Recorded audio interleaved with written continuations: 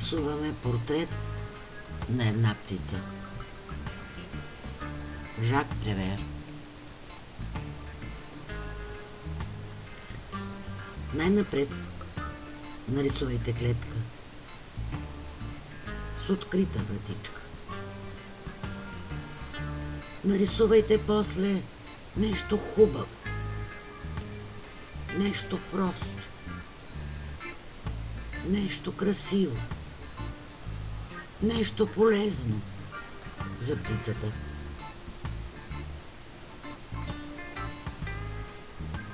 После сложете платното срещу дърво, сред градина, в гора или в лес. За дървото се скрийте, без да продумате, без дори да помръднете. Някога птицата идва веднага, но някога дълги години ще трябва да минат, докато посмее да дойде. Не губете надежда. Очаквайте. Чакайте. Ако трябва, години. Бързият или бавният полет на птицата нямат никаква връзка с добрия успех на картината. Щом птицата дойде, ако някога дойде, пазете най-пълно мълчание.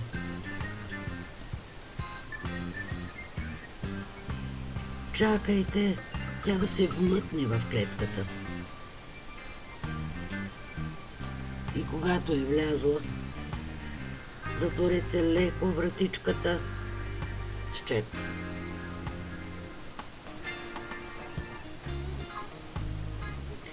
После изтрийте една подир друга всички решетки. Но внимавайте да не докоснете нито едно от перата на птицата.